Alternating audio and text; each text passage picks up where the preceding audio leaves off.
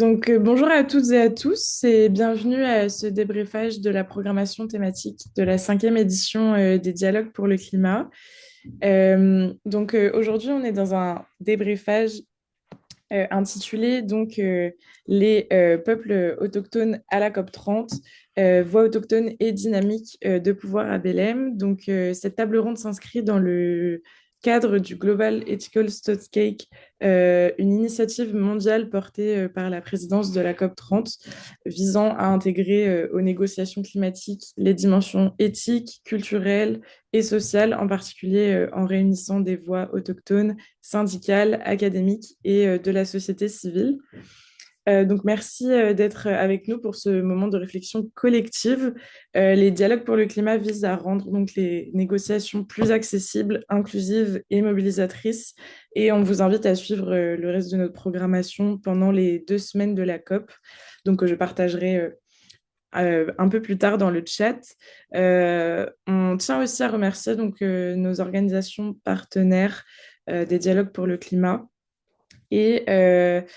Comme vous venez de l'entendre, cette réunion est enregistrée et sera disponible prochainement sur notre chaîne YouTube. Sans plus attendre, j'ai le plaisir de vous présenter à l'animatrice de cette réunion. Laura, je te laisse la parole et bonne discussion à tous. Oui, merci beaucoup, Prune. Donc, oui, bonjour à toutes et à tous. Merci beaucoup de vous joindre à nous pour ce débriefage des dialogues pour le climat. Avant de vous présenter nos merveilleux panélistes, je me présente très brièvement. Donc, mon nom est Laura Wilmour. Je porte plusieurs chapeaux, mais je suis ici aujourd'hui en tant que doctorante en droit de l'Université Laval et surtout ancienne déléguée jeunesse de la COSTI à la COP 28.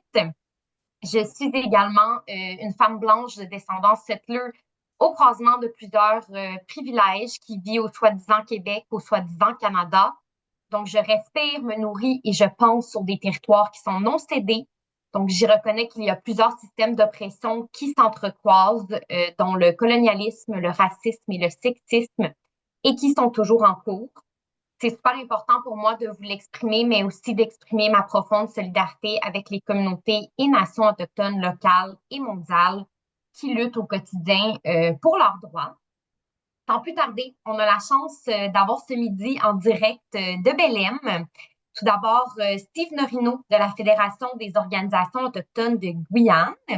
Il est agriculteur et j'espère bien le prononcer Oyapokwa et cultive le manioc. Il est impliqué en politique municipale ainsi que membre de l'association TACA du village Espérance.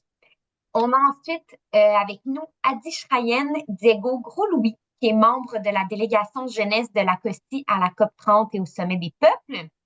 Adi Shrayen est un jeune Wendat de 19 ans et son nom traditionnel signifie celui qui voit les deux astres, le soleil et la lune. Il est issu d'une lignée de chasseurs, guides et trappeurs et poursuit cet enracinement à travers l'action concrète, les médias et l'engagement politique. Et finalement, j'ai le plaisir de vous présenter mon amie Martine Porto Carrero Inicio, qui est chargée de programme en environnement et programme jeunesse à la COSI, donc l'Association québécoise des organismes de coopération internationale. Je lui céderai d'ailleurs maintenant la parole pour qu'il nous présente une petite mise en contexte concernant la participation des peuples autochtones à la COP30 et au Sommet des peuples. Excellent. Ben, grand merci, Laura, et bonjour à tout le monde. Ici, à Belém, c'est 14 heures, donc c'est 2 heures de décalage. C'est pas si pire. Et à Belém, en plus de la chaleur, il y a vraiment beaucoup de choses qui se passent à l'heure actuelle. Pour aujourd'hui, oui, on va faire les points concernant la participation des peuples autochtones et je vais me permettre aussi de faire une petite mise en contexte concernant la participation aussi et les collaborations avec la société civile. Donc, euh, euh, Hier, en fait, ça a été la dernière journée du Sommet des peuples. Pour celles et ceux qui ne sont pas au courant, en fait, en plus de la COP30, Belém accueille le Sommet des peuples. C'est quoi le Sommet des peuples? En fait, c'est un événement parallèle qui est organisé par des mouvements sociaux, par des groupes autochtones de partout dans le monde. Et cette fin de semaine, en fait, on a vécu deux moments vraiment très forts, très émouvants même, au sein du Sommet des peuples. La première, c'est la marche qui a eu lieu samedi. Je ne sais pas si vous avez vu ça sur les médias, mais il y a déjà des choses qui circulent au Québec et au Canada. Donc, il y a eu cette grande marche de peuple. Et d'ailleurs, selon les estimations officielles qui sont sorties hier soir, si je ne me trompe pas, on parle de 70 000 personnes qui ont participé à la marche. Une marche qui a eu lieu dans les rues de Belém. Et ce qui est intéressant de voir aussi, c'est le nombre de personnes accréditées pour la COP. On parle de autour de 70 000 personnes et à la marche, on a eu 70 000 personnes. Donc, c'est-à-dire, il y a eu plus de personnes dans la marche que de personnes déléguées pour la COP 30. Ça, c'est quand même un élément très intéressant à mettre de l'avant. Donc, ça, c'était samedi. C'était vraiment, la marche a été un moment très fort pour mettre de l'avant, pour défendre la justice climatique, la protection des territoires. Et ensuite, hier, dimanche, il y a eu aussi un autre moment très fort avec la clôture du Sommet des peuples. Parce que le Sommet des peuples a commencé le 12, s'est terminé hier, le 16 novembre. Donc, dans cet événement de clôture-là, l'action principale, ça a été la présentation de la déclaration du peuple. Une déclaration, en fait, qui a été présentée, qui a été remise au président de la COP. Le président de la COP a participé hier à l'événement de clôture. Donc, des représentants du Sommet des peuples ont fait la lecture de la déclaration et l'ont remis au président de la COP. C'est super important de souligner que c'était une déclaration qui a été travaillée par environ 15 000 personnes, parce que ce sont les nombres de personnes qui ont participé au Sommet des peuples. Et en plus, un autre élément très important à souligner, c'est que les sommets des peuples, ce n'était pas seulement les activités qui ont lieu de 12 au 16, sinon que c'est tout un processus qui se travaille depuis au moins un an. Donc, il y a eu 15 000 personnes qui ont participé dans le processus de rédaction de cette déclaration-là. Et d'ailleurs, aujourd'hui, ce matin, je n'ai pas eu le temps, mais peut-être que là, tantôt, je vais essayer de faire une recherche rapide. Mais ce matin, la déclaration a été lue par le président de la COP dans une des sessions de haut niveau à la COP 30, c'est-à-dire dans une des rencontres avec la présence, la participation des hauts dirigeants des États qui sont présents à la COP. Donc, ça, c'est quand même très intéressant parce que tout le travail des mouvements sociaux, des groupes autochtones, via les sommets des peuples, on a pu on a pu influencer. Et il y a encore d'autres stratégies qui vont se faire pendant ces 2 semaines-là, mais via la déclaration, c'est un moyen très clair, très tangible de pouvoir influencer les négociations ici à la COP30. Donc, ça, c'est le petit aperçu pour les sommets des peuples. En ce qui concerne la COP 30, aujourd'hui, lundi, ça commence, c'est le début de la 12e et dernière semaine de la COP 30. Peut-être très important à contextualiser. Il y a quelques éléments que je voudrais vous partager pour vous donner un petit peu plus de contexte concernant la COP 30. En fait, cette COP-là, c'est une COP qui a été très attendue par les pays du Sud global, très attendue par la société civile et bien sûr par les groupes autochtones. Parce qu'en fait, je ne sais pas si vous suivez un peu les processus de COP, mais les 3 dernières COP ont eu lieu en fait dans des pays avec des régimes autoritaires. Égypte pour la COP 27, euh, les Émirats arabes unis pour la COP 28, Azerbaïdjan, la COP 29. Donc vraiment, ces 3 dernières COP ont été très complexes, difficiles pour la participation des groupes autochtones, de la société civile et en général des représentants des pays du Sud. Parce que ces régimes-là limitaient vraiment beaucoup leur pouvoir d'action. Donc, bien sûr, là, quand on se rend compte que quand c'était confirmé que la COP 30 allait avoir lieu ici au Brésil, ben, les attentes étaient très, très élevées. Pourquoi? Parce que voilà, c'est une première COP qui va avoir lieu dans un pays du Sud depuis plusieurs années, en fait, qu'on n'a pas eu de COP dans un pays du Sud. Euh, Ça fait au moins 5 ans, 6 ans, si je ne me trompe pas. Et en plus, au Brésil, le Brésil a un gouvernement progressiste. Ça, c'est un élément aussi très important à souligner. Un autre élément important à souligner, c'est le fait que c'est une COP en Amazonie, c'est-à-dire une région qui compte avec la présence des groupes autochtones, une présence très importante des groupes autochtones. Et les groupes autochtones, comme on le sait très bien, en fait, ce sont ceux et celles qui sont en première ligne dans la protection, dans ces cas-ci, de l'Amazonie, mais en général des forêts, de la nature, de la biodiversité. Donc, d'ailleurs, hier, lors de l'événement de clôture du Sommet des peuples, le président de la COP a fait l'annonce qu'il y a 900 personnes autochtones accréditées pour participer à la COP 30. 900 autochtones. Donc, oui, c'est sûr que c'est la majeure participation autochtone dans l'histoire des COP. OK? Donc, ça, c'est un fait et c'est super important de le souligner.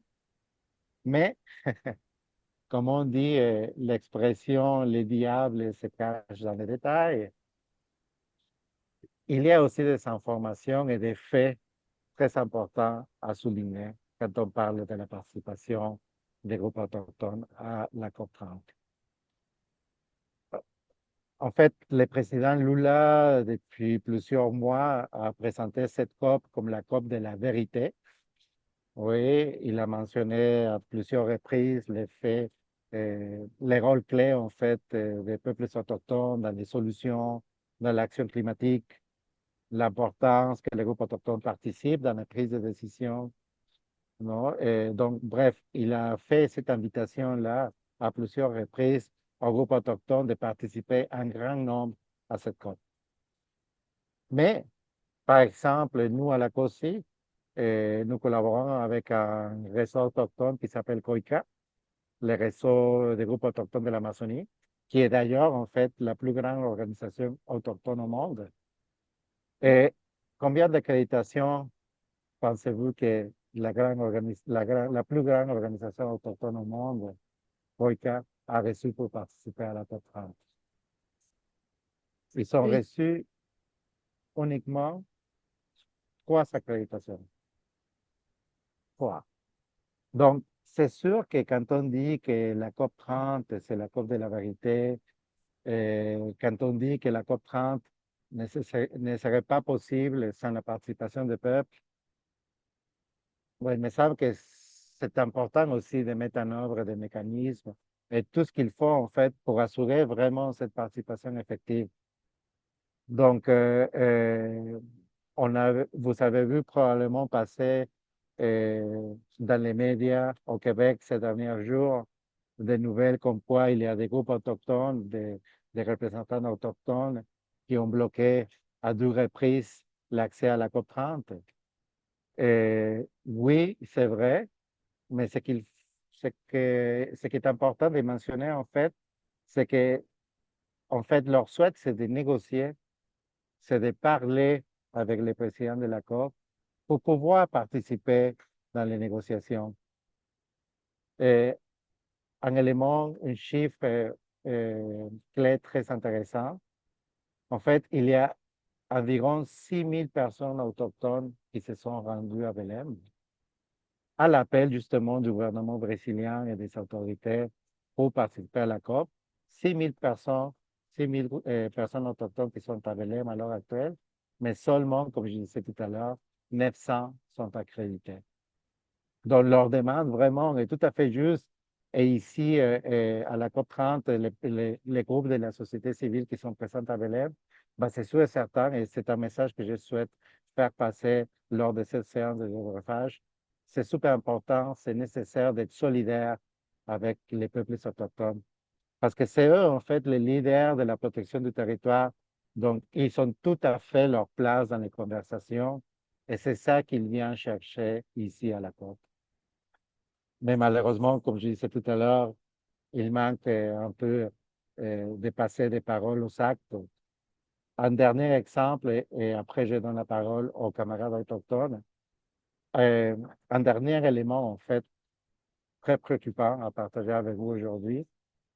Et en fait, aujourd'hui, ce matin, après les 12 situations que je viens d'évoquer qui se sont passées la semaine dernière, avec le fait que c'était compliqué d'accéder à la zone bleue, aujourd'hui matin, on arrive et, ah, surprise, avant d'entrer dans la porte principale pour accéder dans la zone bleue, là où il se passe les négociations à la COP30, qu'est-ce qu'on a vu?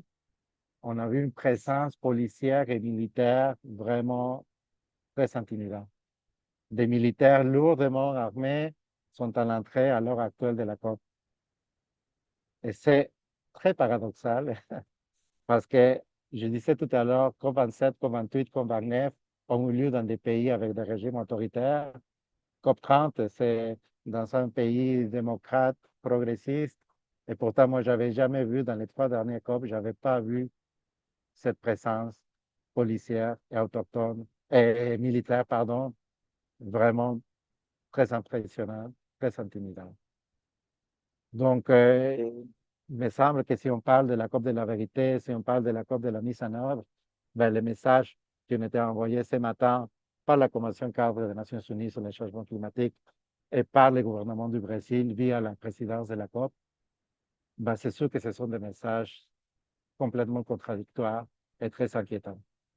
D'ailleurs, il y a une lettre qui a été signée par plusieurs organisations de la société civile qui va être partagée, si vous voulez, après la consulter. Dans quelques instants, va être partagée sur les réseaux sociaux de la COSI. Une lettre signée par des représentants de la société civile présente à la COP pour dénoncer cette décision prise par la Convention cadre et par le gouvernement du Brésil.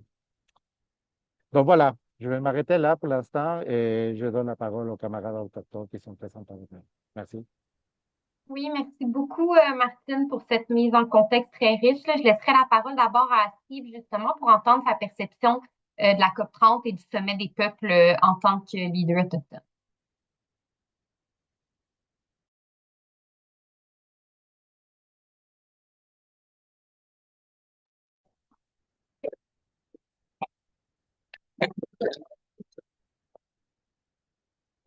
C'est à moi la parole. Ok, mais bonjour en tout cas, Steven Reno. Et je fais partie de la nation Paliko ou Païkoné de Guyane. On est entre la Guyane et le Brésil. Et, euh, et aussi de la Fédération des organisations des autochtones de Guyane. Donc, euh, donc moi je suis à la COP. Et pour justement qu'on puisse avoir une présence, déjà on n'attend rien de la COP en soi. Donc on est là pour surtout avoir une présence et puis on puisse euh, on puisse montrer que ben il y a des peuples autochtones qui existent en Guyane et qui sont là quoi. Donc il faut compter aussi avec parce que on est quand même invisibilisé par l'État français en soi et du coup ben on essaie de d'être là d'être partout le maximum possible parce que à la moindre fenêtre de tir, il faut pas le rater, surtout à l'international parce que cela peut servir notre cause. Et c'est quoi la question? Ben, en fait, c'était surtout d'avoir votre perception de la COP30 et du Sommet des peuples. Ben oui, la COP30, c'est comment dire? En soi, la COP30, on le sait très bien, on va pas faire les hypocrites. C'est vraiment une plateforme pour les pays occidentaux pour se donner bonne conscience et surtout pour faire du business. Moi, je sais qu'il y a des personnes qui parlent de ça comme on va là-bas pour faire du business, pour avoir des sous. Mais c'est pas du business pour les autochtones, pour la nature en soi, c'est du business pour aller encore un peu plus dans le capitalisme. C'est des choses que j'ai entendues par des personnes de certains gouvernements, donc je vais pas forcément citer. Mais, euh, mais en tout cas, On n'attend rien de cette COP-là parce que sinon les accords de Paris auraient été respectés. Aujourd'hui, on sait que ça a été un échec total, que l'extractivisme a de beaux jours devant lui. Et surtout quand on voit le président Lula qui accueille la COP, il est pour les peuples autochtones, mais en même temps, il est pour le pétrole. Je pense que les deux ne vont pas ensemble. L'exploitation même, le mot exploiter est un mot qui est à l'origine même du capitalisme, et le capitalisme qui trouve sa base dans le Moyen Âge, qui est tout simplement le, comment dire, exproprier les peuples autochtones de leurs terres et aller enlever les Africains chez eux pour venir exploiter les terres qui ont été volées. Donc, du moment où on a cette base-là, on peut pas avoir confiance à des pays qui sont là pour exploiter, qui sont pas là pour avoir un système, on va dire, d'une façon durable, mais qui sont là pour gagner de l'argent et pour notre part, par exemple, la France, ben, on voit que plus que jamais, ils sont plus qu'impérialistes plus qu'avant, quoi. Et le président Macron l'a bien rappelé en début d'année que il faut resserrer tous les territoires d'outre-mer, etc.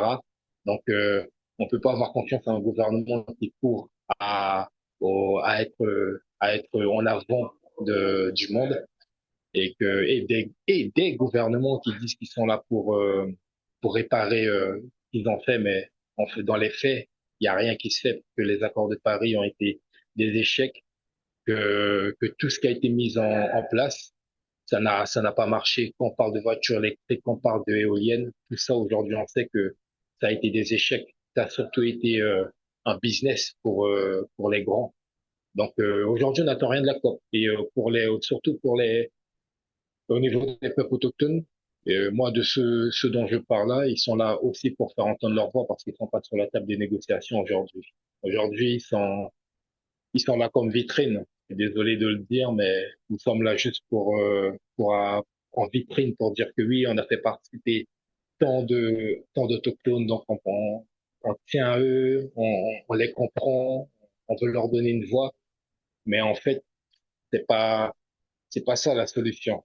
Quand on voit, vous savez, il y a le bureau d'études de l'Ouest qui est ici. Ils ont autant d'accréditation en zone bleue que beaucoup d'organisations autochtones. Donc, il y a un problème. Ces personnes-là sont là depuis 30, 40 ans et ils font des projets et surtout pour les COP, ils sont là tous les années, mais leurs projets et surtout ce qu'ils donnent, ben, aujourd'hui, on sait que ça a des limites et ça vaut rien du tout. Donc, ils sont là pour prendre leurs sous, ils sont pas là pour le bien de la planète, ils sont là pour un capitalisme encore plus féroce. Et aujourd'hui, il y a aucune attente de la part des peuples autochtones. Juste que il y a quand même le monde à les yeux rivés sur l'Amazonie, sur sur notre cause, sur ce qu'on fait. C'est pour ça que nous, avec la foi, on est présents. C'est pour dire que nous sommes là et qu'il faudra faire avec nous. D'une façon ou d'une autre, il faudra faire avec nous. Parce que si on fait pas avec nous, ça sera, euh, ça sera du sang qu'il faudra verser pour, euh, pour qu'ils puissent aller dans leur projet capitaliste. Donc voilà, d'une façon générale. Merci beaucoup. Je laisserai la parole maintenant à Adi Shrayan pour nous faire ses partages. Oui, oui, j'espère que vous m'entendez bien. Donc, écoutez, moi, je suis arrivé le 11 novembre avec Martine et toute l'équipe de la COSI. Puis c'est le cas de le dire, j'étais assis à côté de Martine dans l'avion. Donc, tu sais, c'est ma première stop. Andy Schrein, c'est mon nom Wendat, parce que je suis Wendat et je suis aussi Innu. Donc, les Inuits sont un peuple qui vivait sur la côte nord du Québec. Puis les Wendat dans la région des Grands Lacs. Donc, du côté de mon père, on était des nomades, des cueilleurs, des chasseurs, des pêcheurs. Du côté de ma mère, on était des grands agriculteurs, agriculteurs du maïs, de la courge et du haricot, ainsi que le tournesol. Donc, moi, je venais ici avec justement cette optique-là, donc de la souveraineté alimentaire, mais également de la protection des forêts, parce que moi, je viens, comme vous l'avez dit tout à l'heure, Laurent, une lignée de chasseurs, cueilleurs, pêcheurs également du côté Wendat. savoir que c'est ma première COP. Puis, lorsque j'ai participé à différentes manifestations avec la COSI, il y avait le mouvement des sans-terre. Donc, du point de vue autochtone, je crois qu'il y a vraiment une belle chose à regarder là-dedans, surtout du point de vue Wendat. Parce que les Wendat ont été les seuls à pratiquer l'agriculture. Puis, c'est là que je me rends compte que finalement, ma cause que je porte depuis 2 ans, une cause nationale, une cause internationale, juste sur Instagram, ils ont 1,1 million d'abonnés, là. Donc, j'ai attendu 2 ans avant d'avoir une terre pour pratiquer l'agriculture de mes ancêtres. C'est quand même fou de se dire ça. J'ai réussi à l'avoir. Euh, puis voilà. Donc, du côté du sommet des peuples, j'ai vraiment adoré ça. J'y ai été à 3 reprises, si je me trompe pas. Puis les groupes autochtones étaient omniprésents, mais j'avais aussi l'impression que j'étudiais en sciences politiques à l'Université d'Ottawa. Euh, J'avais aussi l'impression que c'était une espèce de contre-pouvoir. Euh, il va devoir être justement prouvé dans les prochains jours. Là. Je ne sais pas comment ce qui a été apporté au sommet des peuples là, dans la déclaration. Là, quelqu'un peut peut-être le savoir plus que moi. Il y avait une vingtaine de points qui étaient le président de la COP que j'ai d'ailleurs rencontré. Après quelques secondes, là, pour la petite histoire, là, Martine était témoin de tout la situation. Je venais de donner un présent au grand leader autochtone, Raoni, donc une pagaie en Quata qui symbolise avancer sur l'eau. Donc, je venais de lui donner ça, puis le président de la COP est arrivé par la suite. Il me semblait d'être un homme très sympathique, un homme bon, mais bon, on verra quelle en est là, par rapport aux différents enjeux autochtones et aux demandes. Euh, donc, ici, écoutez, j'ai participé ce matin à ma première rencontre de circonscription, celle des Autochtones. J'étais chanceux. C'est un leader autochtone tribal, euh, traditionnel, un porte-parole en fait, qui venait du Canada, qui m'a dit Hey, Andy Cheyenne, suis-nous, nous on sait c'est où. Donc j'étais à la mauvaise endroit. Donc je l'ai suivi, on est allé dans l'autre bout. Et lorsque je suis rentré, il y avait environ une centaine de personnes qui étaient là en train de participer à la rencontre de circonscription. Donc ça, c'est dans la zone bleue. Puis si je me trompe pas, hein, vraiment, je suis vraiment à mes débuts, là, donc chez moi si je me trompe. Ben, c'est relatif, là, mais la circonscription, un négociateur qui va ensuite aux plus grandes négociations, tout comme les jeunes ont là, dans leur circonscription, Yongo, leur propre négociateur. Puis, il y a une chose que j'aimerais que les gens sachent, c'est que en tant qu'Autochtone, c'est compliqué de naviguer dans tous ces systèmes-là, qui sont quand même d'origine coloniale. Donc, vraiment, je vous dis, là, euh, c'est, c'est beaucoup de choses que je savais pas, que je dois apprendre par moi-même. Puis, je suis chanceux, je suis à l'université, mais dans ma communauté, des gens de mon âge qui sont à l'université, ben, il y en a pas. Alors, il devrait y en avoir au moins 16, là, je suis le seul. Donc, je dis 16 parce que c'est dans la tranche d'âge que nous étions. Donc, donc c'est ça. Mais au moins, il y a beaucoup d'organismes. Puis la COSI, ben justement, c'est ça. Donc, la COSI, elle me permet, là, en tant que jeune autochtone, d'apporter ça de l'avant, puis d'apprendre en même temps, puis de redonner par la suite. Donc voilà, je travaille à Radio-Canada aussi, plusieurs entrevues là, cette semaine encore. Demain matin, s'il y en a qui sont dans la région de Québec, je vous invite à vous brancher au 106.3. Donc, vous allez pouvoir m'entendre avec Alexandre Duval, animateur de première heure. Donc, je vais lui parler d'un peu tout ça. Écoutez, sinon, à l'intérieur de la COP30, on est 900 personnes. Comme Martine l'a dit, moi, j'avais lu d'autres sources, 400, 500 personnes. La présence policière ce matin, moi, je trouve ça dégueulasse. Je trouve ça terrible. Moi, j'ai pas peur d'eux. Je l'ai dit à Martine ce matin, là. Je sais pas que t'étais là, Martine, ou c'était à quelqu'un d'autre, je l'avais dit, mais moi, j'ai pas peur d'eux. Moi, j'ai une famille de militants. Ma mère a été mise sur des listes terroristes, là, parce que elle avait bloqué même pas, elle avait rien bloqué, elle avait fait un, un mob dance, donc dans un centre d'achat, dans le cadre de Idle No More. Puis la police, toutes sortes d'institutions coloniales Ils ont toujours couru après, donc moi, ça fait pas trop peur. Évidemment, je ne serais pas trop le problème non plus, mais justement, cette phrase-là dit tout. Donc, la violence légitime, c'est l'État. Puis, c'est malheureux parce que les peuples autochtones, je ne sais pas s'il va y avoir d'autres manifestations d'ici là pour mettre les voix de l'avant, mais, euh, mais c'est ça. C'est sûr que c'est un frein. C'est malheureux en cette dernière semaine de COP où c'est quand même là où est-ce que tu es. Voilà. Merci beaucoup, Adi Cheyenne. Je vais essayer de t'écouter demain matin à la radio. Maintenant, je voudrais savoir si vous aviez une demande ou une revendication à faire lors de cette COP 30 et au sommet des peuples, ça serait quoi? Puis je laisserai Steve commencer avec cette question. Tu répéter, s'il te plaît, j'ai pas bien entendu. Il pleut Oui, vers chez moi, là. absolument. Ce serait de savoir si vous aviez seulement une demande ou une revendication à faire, ça serait quoi? Oui, ben, notre première demande, pour ceux qui ne le savent pas, les peuples autochtones de Guyane n'ont pas de reconnaissance. Donc, c'est-à-dire qu'ils ne sont pas reconnus en tant que peuple autochtone même de Guyane. Donc, ils sont reconnus comme des Français, comme des Européens. Donc, là, notre première revendication, c'est que d'abord que la France puisse ratifier la Convention 169 de l'OIT et qui puisse se faire le plus vite possible sans attendre. Ça fait 40 ans que ça traîne et Monsieur Macron vient au Brésil parler de Raoni comme un exemple de liberté, comme un exemple de, de combat, de combativité pour son peuple, et une fierté pour l'Amazonie, et que la France est amazonienne, mais il parle jamais de Guyane française, jamais qu'il y a des peuples autochtones en Guyane française. Donc, il essaie d'invisibiliser les peuples autochtones de Guyane.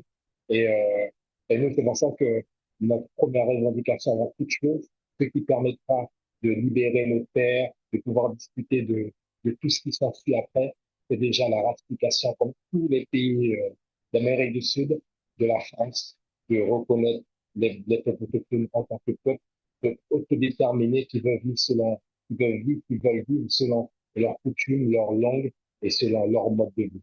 Et on a aussi le fait de pouvoir avoir accès aux fonds autochtones internationaux directement et ne pas passer par des organismes comme la WWF ou bien il y en a bien d'autres qui, dans leur projet, mettent autochtones et ils ont des millions, alors que nous sommes les personnes qui sont directement sur le terrain, qui peuvent faire en sorte de, de faire quelque chose, mais nous, on n'a rien. Donc, c'est de pouvoir avoir accès aux fonds directement et pas de passer par un organisme gouvernemental. Et donc, ça, c'est les plus grandes revendications. Après, il y a bien sûr la terre, les terres qui sont toujours spoilées. Pour rappel, il y a eu un accord qui a été signé en 2017 avec lors des mouvements sociaux en Guyane et qui ont été très, très virulents. Et un accord qui avait été signé entre les partis civils et le gouvernement français, comme quoi il avait une rétrocession de 400 000 hectares. Même si c'est pas beaucoup, c'est déjà un début. Et mais aujourd'hui, l'État français essaie de repousser l'échéance le plus loin possible. Et dans cet accord, il avait été question de non-taxation des terres. Donc, c'était une rétrocession des terres qui ont été volées allaient nous être rendues. Mais aujourd'hui, l'État français discute de taxes et d'impositions, ce qui ne fait pas partie des accords. Donc aujourd'hui, c'est les revendications qu'on a parce que nous sommes l'un des rares peuples autochtones, de 6 nations autochtones en Guyane, qui n'ont pas leur terre et qui ne peuvent pas vivre complètement selon leur mode de vie, selon leur façon. Donc aujourd'hui, c'est ça nos revendications parce que on ne peut pas parler de justice climatique s'il n'y a pas de justice pour les peuples autochtones. Aujourd'hui, 80% de la biodiversité mondiale est gardée par les peuples autochtones, par leur mode de vie. Et ça, c'est même pas moi qui le dis, c'est des études qui ont encore prouvé récemment, qui disent que si on regarde, si on écoute un peu les peuples autochtones, on peut trouver des solutions. Peut-être ça sera pas comme avant, mais on peut trouver une solution pour pas arriver à ce tipping point et de basculer vers quelque chose qui sera irréversible.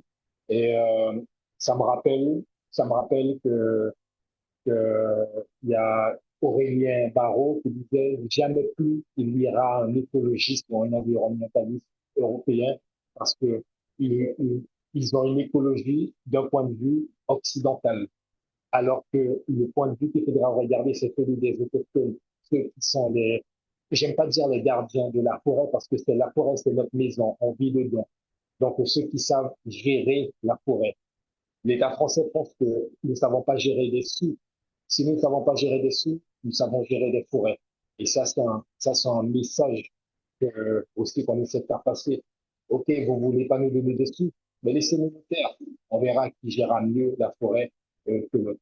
Donc voilà, ratification de l'OIT, de la Convention 169 de l'OIT, accès aux fonds directs. C'est ça nos plus grosses revendications. Et aujourd'hui, c'est des choses encore qu'on entend presque quasiment partout avec d'autres capitales du Brésil. Donc, démarcation de leurs terres, reconnaissance de leurs terres et reconnaissance même de certaines nations autochtones du Brésil en tant que autochtones aussi. Voilà. Nous aussi, on est dans ça. On est dans un processus qui est encore peut-être plus long qu'eux, mais il faut qu'on passe par là parce que sans ça, c'est la disparition de nos cultures, de nos langues et de nos traditions.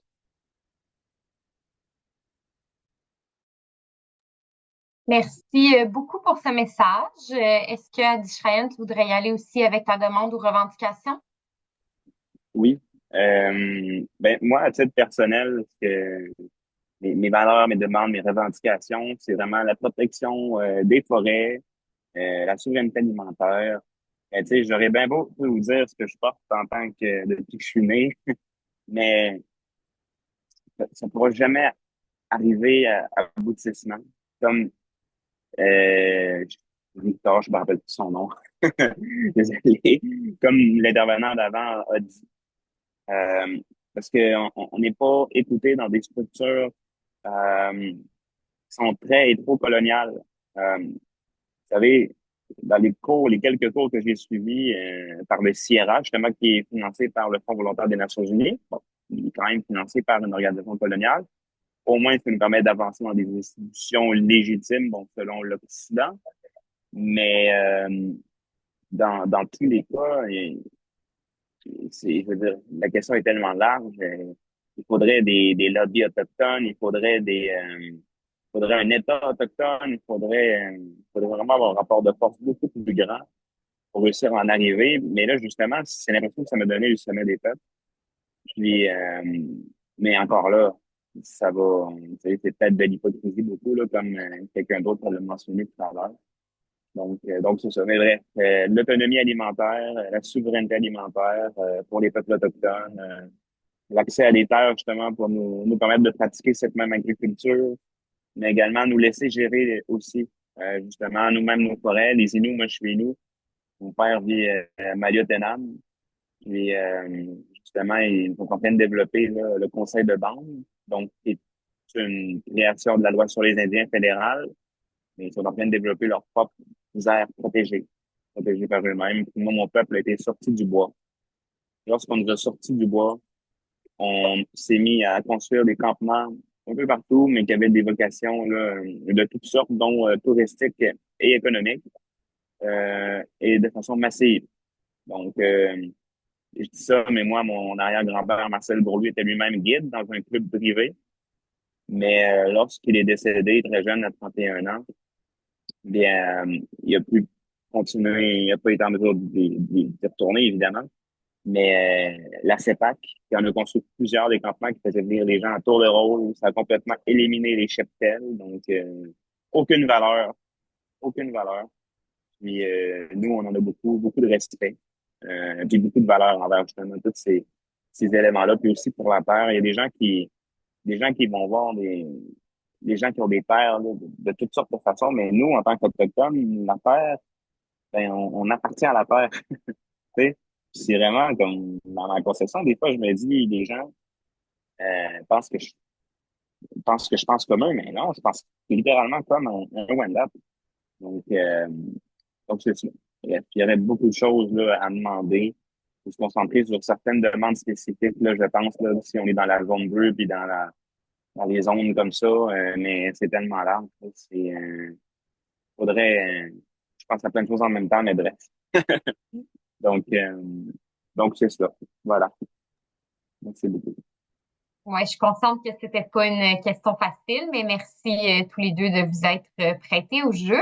Il nous resterait maintenant une dizaine de minutes pour poser des questions à nos panélistes. Donc, je vous invite à en profiter. J'ai vu que Prune avait écrit dans le chat que vous pouvez poser vos questions justement par écrit, ou j'imagine que vous pouvez lever la main puis qu'on y aille en mode discussion là, pour le temps qu'il nous reste.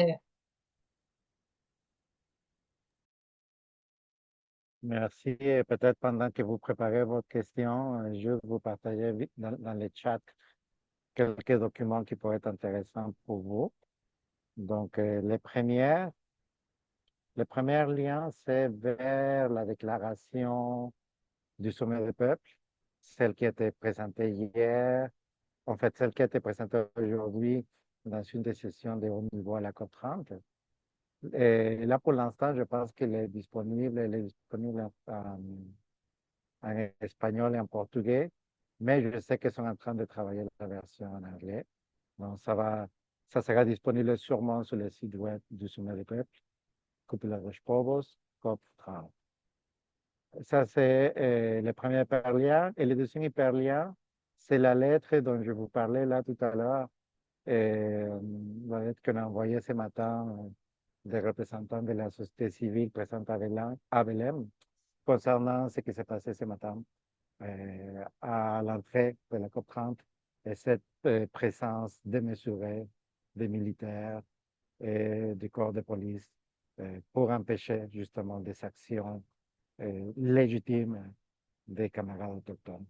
Donc, je vous invite vraiment, quand vous auriez le temps, de consulter cette lettre-là.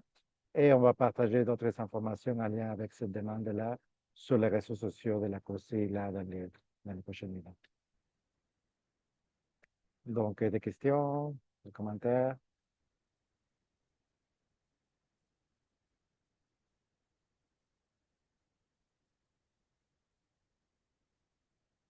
Je pourrais profiter alors pour faire la promotion de notre activité de demain.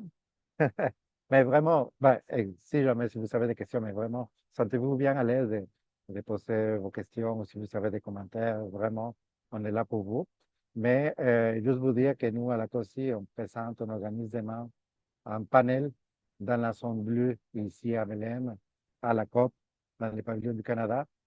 Un panel qui s'intitule Trois forêts, une voix, les rôles des peuples autochtones dans la gouvernance des écosystèmes forestiers.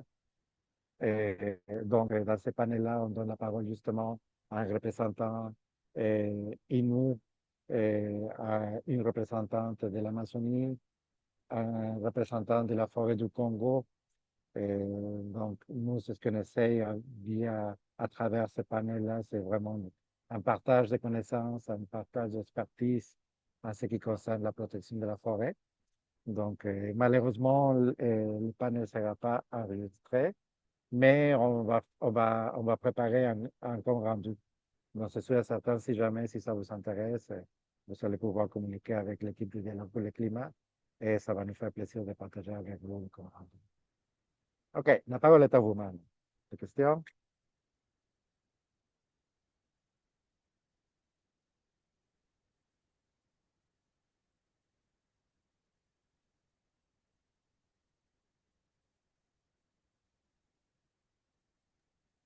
Ça avait été trop clair, Martine, et en toutes vos interventions, là, vous avez bien mis en contexte et tout.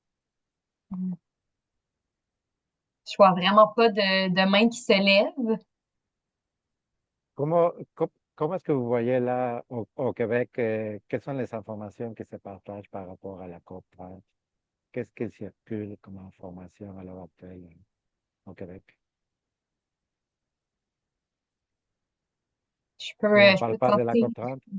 Oui, oui, on en parle absolument. Moi, malheureusement, ce que je trouve justement, c'est que on a un peu volé cette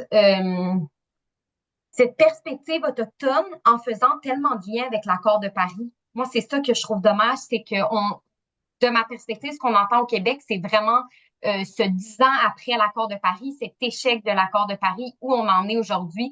Donc, j'ai vraiment l'impression que c'est ça qui est venu un peu voler le spotlight, si je peux le dire comme ça, sur ce que j'aurais voulu entendre et voir mis de l'avant.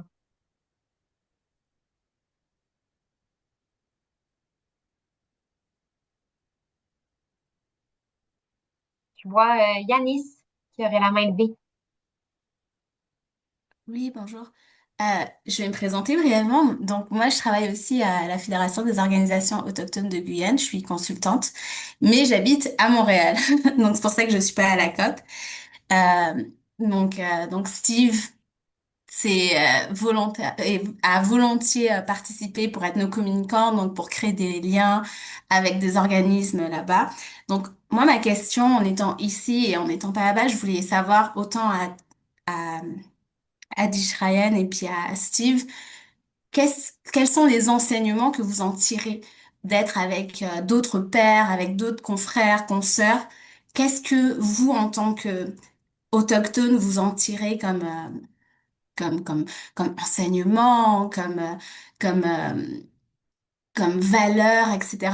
Donc vraiment, en étant dans cette communauté autochtone internationale, qu'est-ce que ça vous fait de voir justement qu'on peut agir en tant que groupe, parce qu'il y a tellement de communautés autochtones, mais puis des fois on se sent un peu isolé, comme en Guyane par exemple, comme le disait Steve, on est vraiment invisibilisé, mais aller dans des conférences comme ça, bah, ça permet justement d'avoir je sais pas, une force, une résilience, voire une grosse communion avec tous ces pairs. Donc, je voulais savoir, est-ce que vous le ressentez? Comment ça se passe en étant dans ce moment vraiment d'engouement, etc., mais aussi de force et de résilience? Donc, qu'est-ce que vous en tirerez plus tard et qu'est-ce que vous ressentez en ce moment? Et puis, quels seront les enseignements que vous allez partager par la suite avec votre communauté, en fait, en revenant chez vous?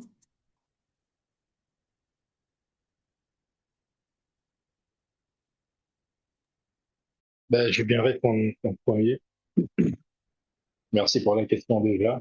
Et ben, c'est vrai il y a plusieurs communautés, il y a plusieurs nations autochtones dans le monde, et surtout en Amazonie, il y a un concentré de peuples autochtones.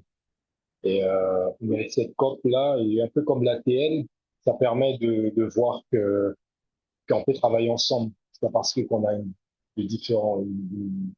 langage différent, enfin, une langue différente plutôt, qu'on a des coutumes qui sont parfois un peu différentes.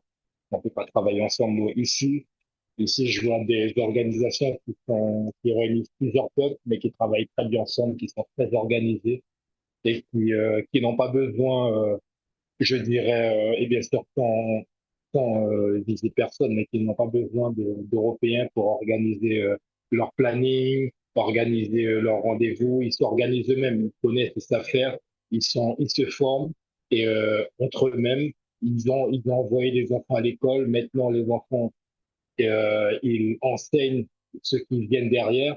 Ils sont engagés, que ce soit dans la communication, que ce soit dans le journalisme, que ce soit dans peu importe ce qu'il faut, ben s'il manque, eh ben ils vont combler ce manque-là par des formations et par un engagement fort. Et je pense que la leçon qu'on peut tirer de cela, c'est vraiment la solidarité. Parce que je pense qu'en Guyane, on est tous unis, on est tous unis, mais on n'est pas solidaire. Et c'est ce qui manque, c'est ce qui manque beaucoup dans les territoires comme le Guyana, la Guyane ou le Suriname. Donc c'est la solidarité. Ici, il y a une forte solidarité. Ils travaillent ensemble, ils se coordonnent ensemble, et il n'y a pas de question de jalousie, de dire non, c'est moi qui va faire non. Il y a une organisation générale qui rassemble tous les autres, qui est la COYAB. Et dans la COYAB, t'as la COYAM, t'as le MIBAB, t'as beaucoup d'organisations, et eux-mêmes, ils se gèrent. Ils sont pas gérés par l'organisation générale, mais c'est une coordination. Ils appellent ça des articulations brésiliennes. C'est tellement beau, je trouve, parce que c'est vraiment une articulation. C'est que chaque personne est liée à un corps, mais ce corps-là, eh bien, il s'articule seul à un point précis. Et ici, je trouve que ils le font très bien. Et je pense que c'est ça surtout qu'il faut que c'est la leçon moi que je retire, c'est de pouvoir prendre ce modèle de solidarité, ce modèle d'organisation de communication autochtone, on parle de communication autochtone, de presse autochtone, parce que c'est une façon, c'est une vision de voir les choses, de faire aussi. Donc voilà, ce sont les plus grandes, euh, ce sont les plus grands enseignements que je retire d'ici et de Belém, qui ont aussi du bon Wasei, on dit chez nous Wasei.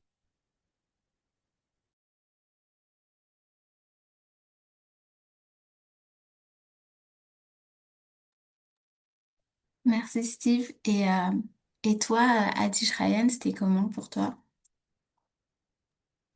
Oui. Je me rappelle du fond de la question, donc je vais répondre. Là. Ce que je voulais dire, c'est, ben, tu sais, chez nous, les Wendat, on faisait des confédérations, on faisait on faisait des chaînes d'alliances, on avait tout un système politique très bien développé, donc on n'a jamais eu besoin d'aide euh, pour avancer. Donc, on a toujours avancé tout seul dans nos propres instances et institutions, que ce soit les clans ou les grands conseils de village. Donc, moi, quand j'étais ici et quand je suis ici, demain, quand je vais me lever, ben, ce sera toujours la même chose encore.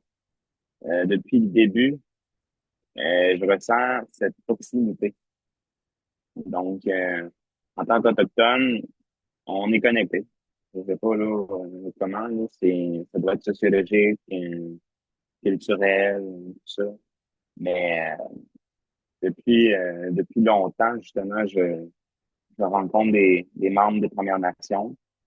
Il y a une chose que j'aimerais partager avec vous, c'est que puis ça peut paraître des fois pour certains peuples autochtones quelque chose de peut-être tabou, là, mais je trouve qu'il n'y a pas assez d'Autochtones par prorata qui prennent leur place.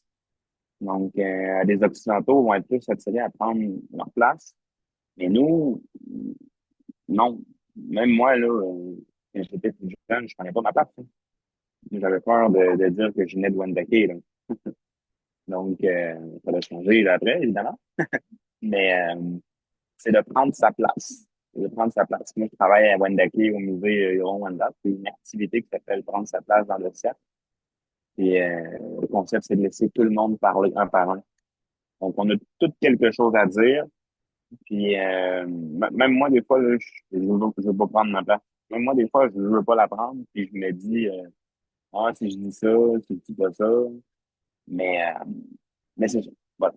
Donc, je crois qu'il y a cet enjeu-là qui est accentué par le manque de connaissances, puis aussi la langue. Puis, syndrome de l'imposteur, je pense que pas, là, mais c'est sûr que la langue, c'est un gros enjeu. Le manque de connaissances aussi. Je veux dire, moi, si on me fait venir dans un cadre académique, mettons, je sais pas, moi, à l'université de Harvard ou de Toronto, parler. Moi, je vais avoir peur d'aller parler là. Je vais avoir peur de me faire, tu sais. Fait que c'est normal, là. On est des animaux politiques. Fait que, fait que c'est ça. Fait que, moi, je trouve qu'il y a une belle solidarité, puis c'est très positif. Moi, quand je regarde le sommet des peuples, là, je ressentais quelque chose qui était le début de quelque chose peut-être de plus grand, mais bon, je suis peut-être trop optimiste, là. Fait que, c'est ça. Merci.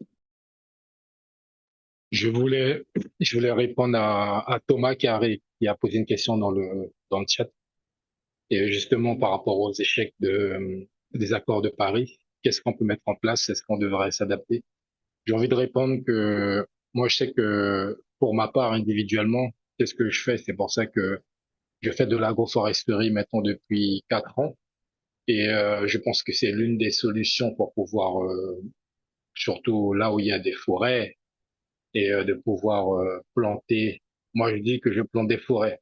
Je plante des forêts pour pouvoir faire avancer, pour pouvoir aider dans ma zone là où je suis. Et je pense que oui, on doit pas attendre dès qu'il y ait des accords entre pays qui se fassent. Je pense qu'il faut aller chercher toutes les collaborations possibles, toutes les coopérations possibles internationales ou bien nationales, et de faire pour faire des projets d'envergure, des projets qui vont servir à garder les coutumes, le savoir, les plantes qu'on utilise, et de pouvoir les mettre en avant afin qu'elles disparaissent pas parce que ça a tendance à disparaître, à être un peu démodé. Il faut les mettre en avant. Et moi, c'est ce que je fais. Donc, c'est toute une démarche personnelle, bien sûr, mais c'est une démarche qui touche mon histoire, qui touche ce qu'on utilise, qui touche la culture, ma culture, qui touche mon langage aussi. Et tout est indissociable. La terre, les champs et le mode de vie. Il y a toutes ces choses. Et tout ça, c'est indissociable. Donc, on peut pas dire que je vais chanter mon chant traditionnel sans mettre la main à la terre. On peut pas dire que tu vas chasser sans mettre la main à la terre ou bien sur les champs parce que tout est lié. Les champs parlent des chasses, parlent des animaux, parlent de la terre et de la terre même, on fait beaucoup de choses. Donc tout est lié et je pense qu'il faut pas attendre des accords. On l'a montré depuis bien longtemps. C'est pas en 70 ans, on va dire, on va attendre le prochain accord, le TFFF qui, pour l'instant, bon, a un peu du mal à décoller. Donc, il faut qu'on fasse, on peut le faire. On a su montrer par le passé qu'on savait le faire. Aujourd'hui, on nous dit que nous sommes la solution, que que nous sommes la solution, nous sommes la réponse actuellement. Et il faut qu'on se prenne vraiment en main. Il faut que notre pensée soit une pensée autochtone, pas une pensée occidentale. C'est-à-dire qu'on fait avec notre environnement et qu'on fait avec ce qu'on a. Et on sait faire avec ce qu'on a. Et parfois avec peu, on en fait beaucoup. Donc voilà, c'était ce que je voulais répondre à Thomas dans le chat. Merci beaucoup, si c'était une très belle réponse puis un très beau mot de la fin, je crois. Donc, je vous remercie énormément pour vos contributions qui ont été extrêmement riches. Ça a été vraiment un plaisir d'avoir accès à ce que vous vivez en direct de Belém. Puis, je vous souhaite un très bon restant de COP. Je vous invite aussi aux participants qui sont encore là à participer aux prochains événements des dialogues pour le climat. Il y a un débriefage qui a lieu à la même heure mercredi puis vendredi. Puis demain matin, il y a aussi un petit déjeuner du climatoscope par une reconnaissance juridique des écosystèmes. Donc, je vous invite à prendre connaissance de l'horaire détaillé et à vous inscrire sur les sites des dialogues pour le climat. Merci beaucoup tout le monde. Merci, Caroline. Merci. Bonne Merci à journée. tous. Belle journée. Merci, Ouais. au revoir. Ouais. Bye.